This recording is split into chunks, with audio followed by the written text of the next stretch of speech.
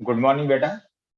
तो आज हम लोग हमारा नेक्स्ट टॉपिक स्टडी करेंगे जो है इलेक्ट्रोलिसिस या इलेक्ट्रोलिटिक कंडक्शन। सबसे पहले हम लोग इलेक्ट्रोलिसिस या इलेक्ट्रोलिटिक कंडक्शन को डिफाइन करेंगे।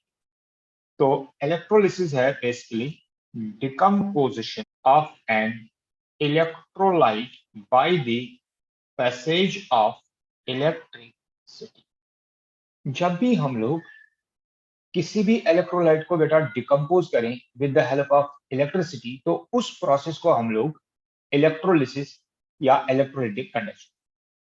ये डिकम्पोजिशन क्या होती है, कैसे होती है, इसी को बेटा हम लोग इस टॉपिक में पढ़ेंगे। सबसे पहले वो इंस्ट्रूमेंट जहां पर हम लोग इलेक्ट्रोलिसिस करते हैं, उस इंस्ट्रूमेंट को बेटा हम लोग नाम देते हैं इलेक्ट्रोलिटिक सेल।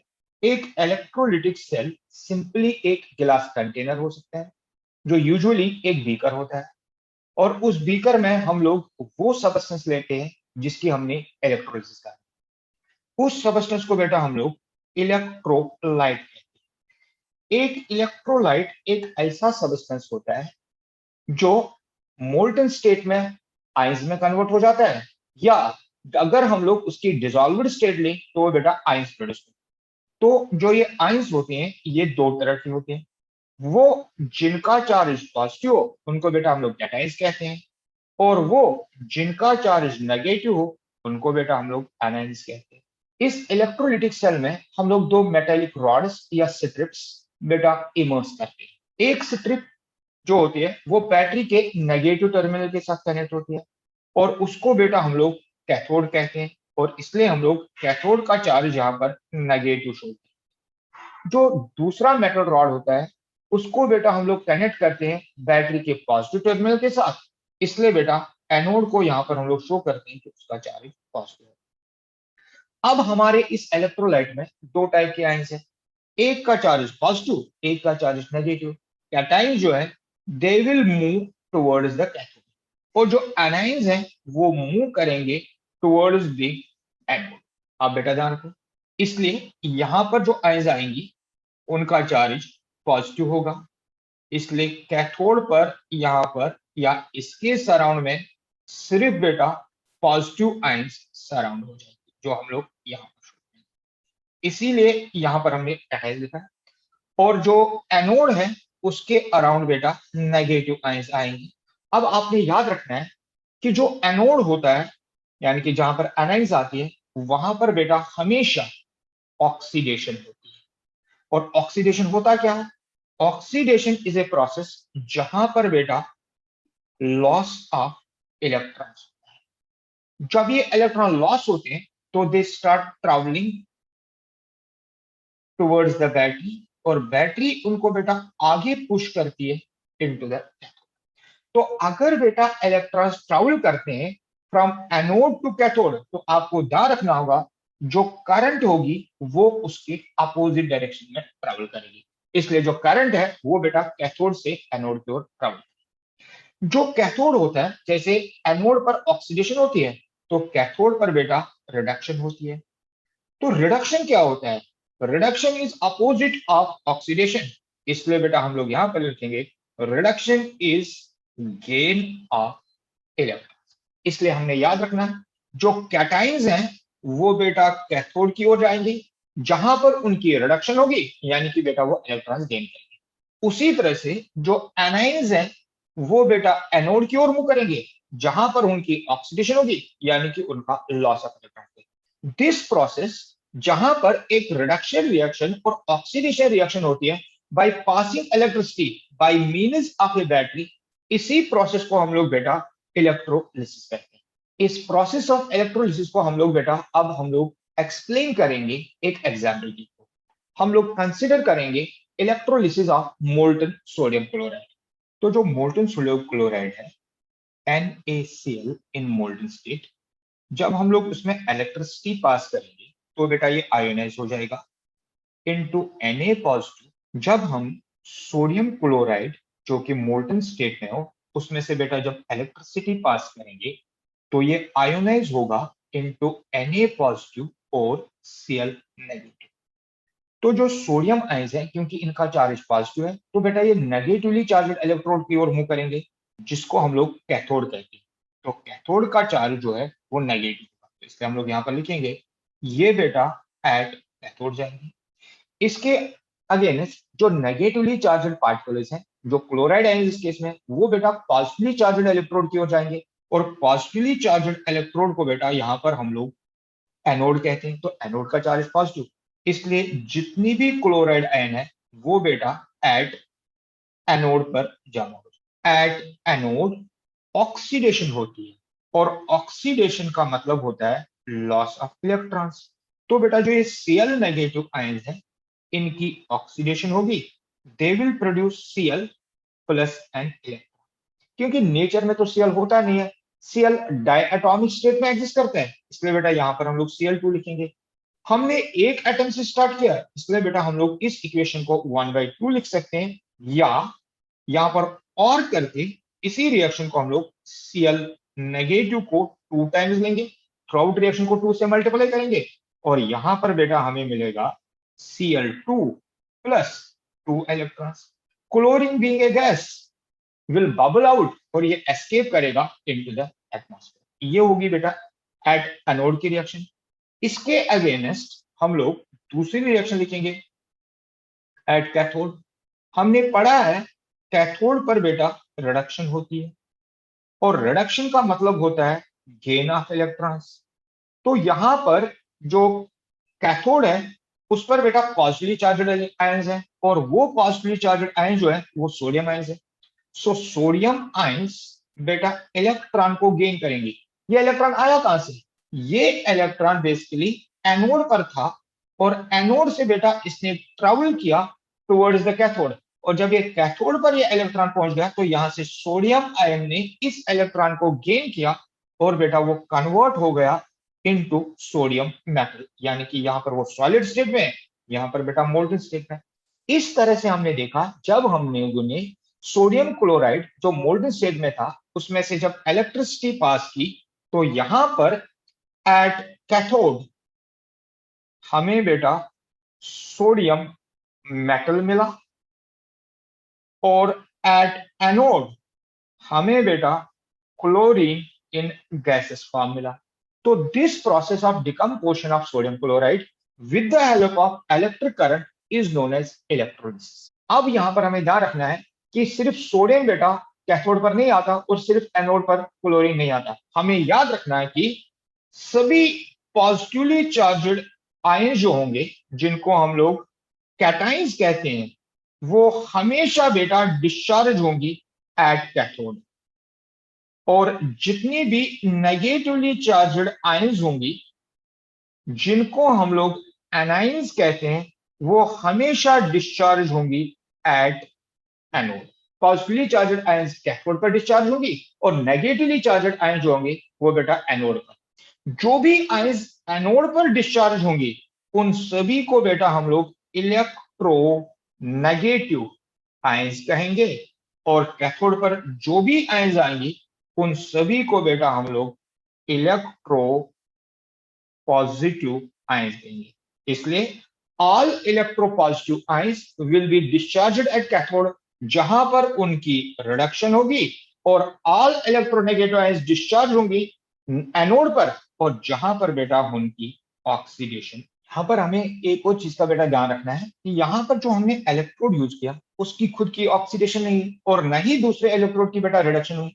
ऐसे इलेक्ट्रोड्स जहां पर वो सिर्फ बेटा सरफेस को प्रोवाइड करते हैं for a reaction to take place, ऐसे इलेक्ट्रोड्स को बेटा हम लोग इनर्ट इलेक्ट्रोड्स कहते हैं। एक और चीज, इस प्रोसेस में हमने इलेक्ट्रिकल एनर्जी की वजह से एक केमिकल रिएक्शन काज की, तो वो प्रोसेस जहां पर इलेक्ट्रिकल एनर्जी केमिकल एनर्जी में कन्वर्ट हो जाती है, ऐसी सभी प्रोसेस को बेटा हम लोग नॉन स्पॉन्टेनियस प्रोसेस कहते हैं। तो आपने ध्यान रखना कि इलेक्ट्रोलिसिस एक नॉन स्पॉन्टेनियस प्रोसेस है, जहां पर इलेक्ट्रिकल एनर्जी कन्वर्ट हो जाती है इनटू केमिकल एनर्जी। जो सोडियम मेटल है वो डिस्चार्ज हो रहा है एट कैथोड, और जो क्लोराइड आयंस हैं वो डिस्चार्ज हो रहे हैं एनोड पर। कितना सोडियम कैथोड पर डिस्चार्ज होगा वो दो चीजों पर डिपेंड करेगा। सबसे पहले वो डिपेंड करेगा कि जो बैटरी है उसमें से बेटा जो हम करंट पास कर रहे हैं वो कितनी है।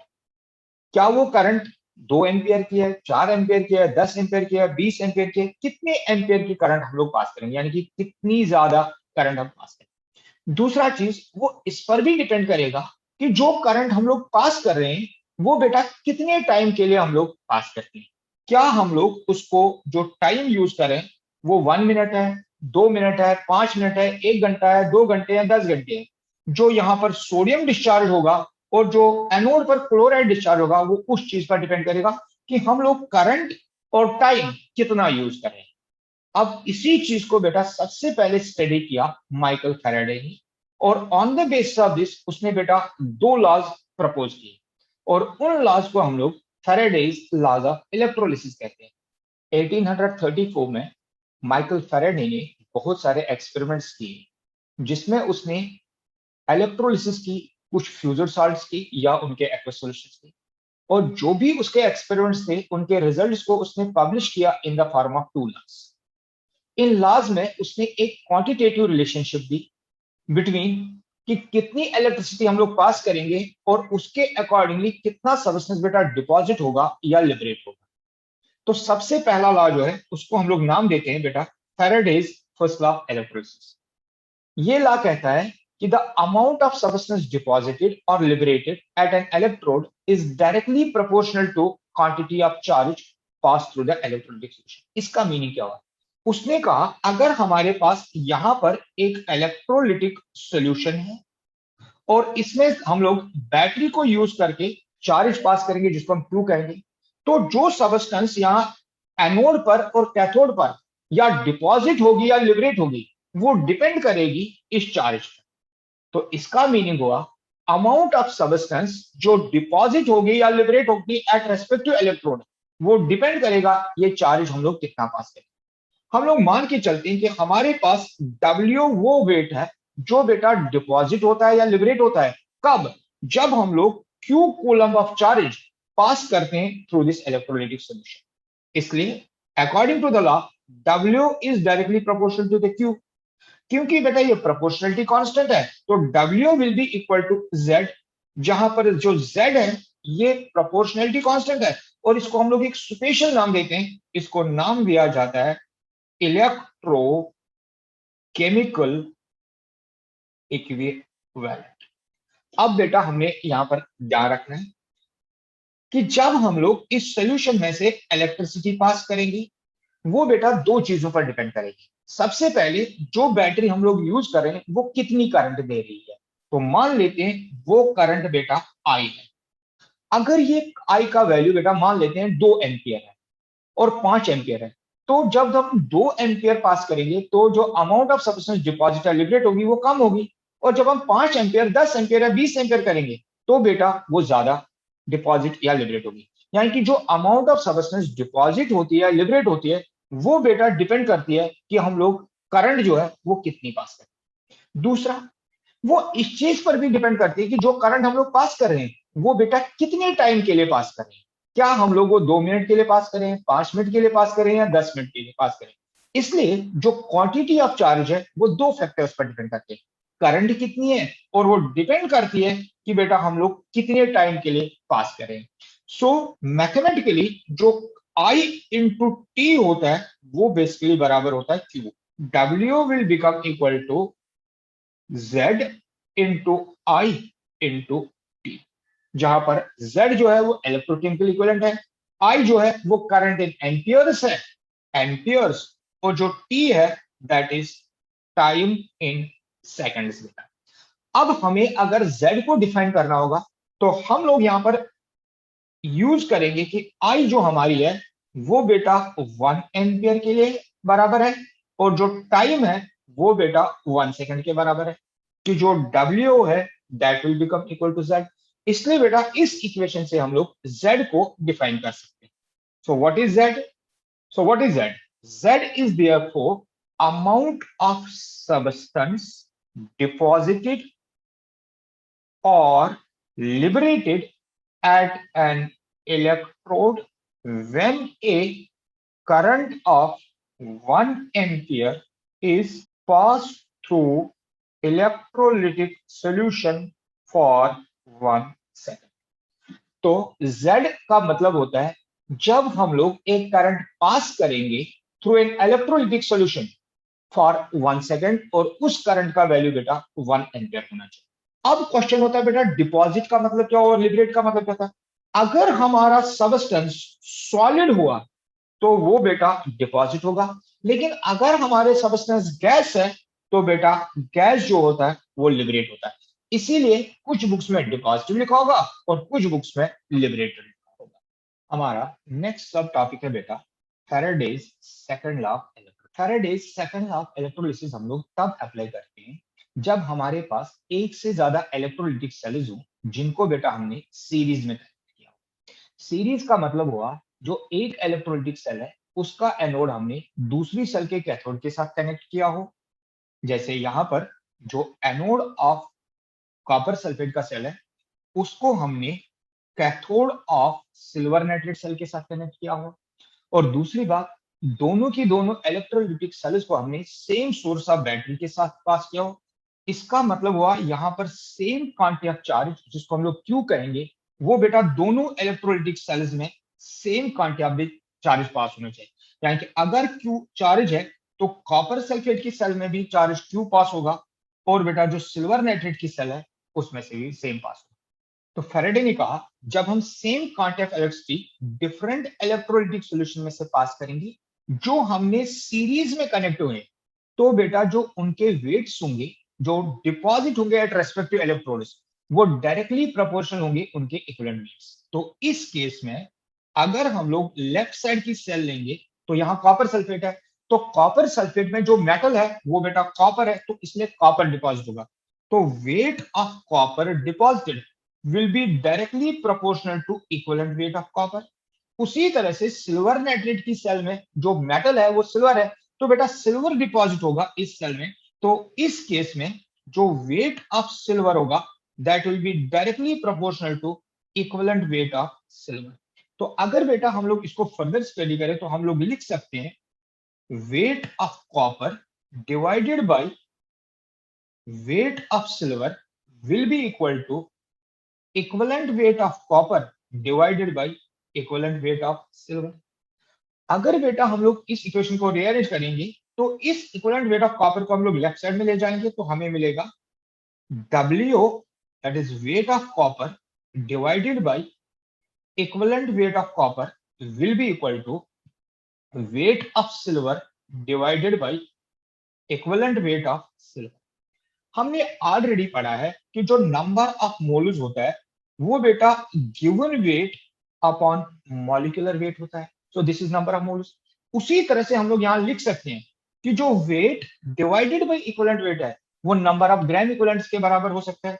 Which implies number of gram equivalents of copper will be equal to number of gram equivalents of silver.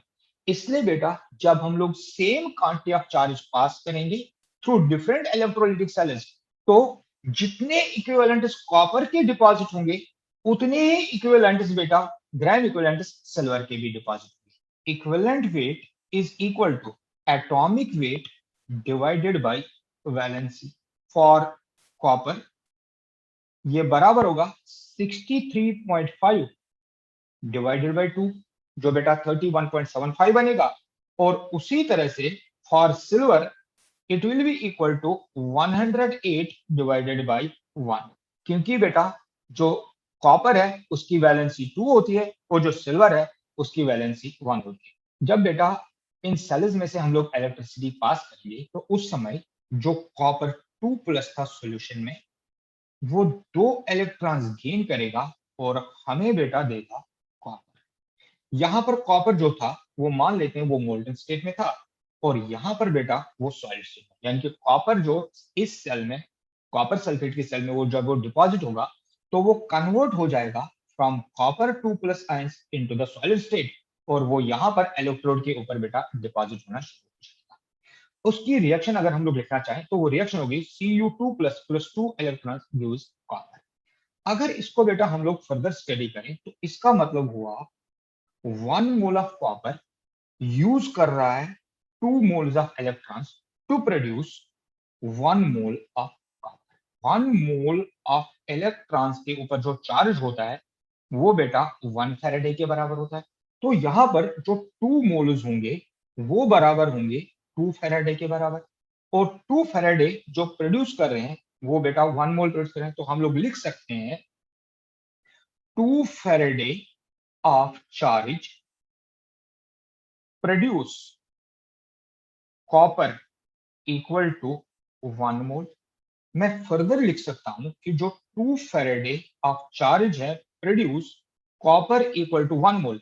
1 mole बेटा ग्राम एटॉमिक मास के बराबर होता है, तो that is equal to 63.5 grams. अगर मैं 2 फैराडे के बदले में 1 फैराडे लिखना चाहूंगा तो हम लोग लिख सकते हैं 1 faraday of charge will produce copper equal to 63.5 divided by 2, और 63.5 डिवाइडेड बाय 2 कॉपर के लिए बेटा उसके इक्विवेलेंट वेट के बराबर है। तो मैं लिख सकता हूं which further implies 1 faraday of charge produces copper equal to it is gram equivalent weight. इसलिए आपने याद रखना है कि जब भी बेटा 1 फैराडे ऑफ इलेक्ट्रिसिटी प्रोड्यूस होती है तो वो हमेशा प्रोड्यूस करती है उस सबस्टेंस का ग्राम इक्विवेलेंट वेट। हम लोग देखते हैं कि क्या ये सिर्फ कॉपर के लिए एप्लीकेबल है या बेटा ये किसी दूसरी चीज के लिए भी एप्लीकेबल है। तो यहां पर जो हमारी दूसरी सेल है वो बेटा सिल्वर नाइट्रेट है। तो इसके लिए भी हम लोग यहां पर लिख सकते हैं इन AgNO3 सेल। जहां पर हमने AgNO3 रखा है तो बेटा हम लोग लिख सकते हैं कि जो Ag प्लस है वो एक इलेक्ट्रॉन गेन करेगा और प्रोड्यूस करेगा Ag। तो यहां पर हम लोग लिख सकते हैं कि Ag इज 1 मोल, 1 इलेक्ट्रॉन भी 1 मोल ऑफ इलेक्ट्रॉन्स के बराबर होता है, तो ये भी बेटा 1 मोल। लेकिन हमें ऑलरेडी पता है कि जो 1 मोल ऑफ इलेक्ट्रॉन्स है वो बेटा 1 फैराडे ऑफ चार्ज के बराबर है, और 1 मोल ऑफ सिल्वर जो होता है वो उसके एटॉमिक वेट के बराबर है, दैट इज 108। तो 1 faraday of electricity produces silver equal to 108 gram. 1 faraday of electricity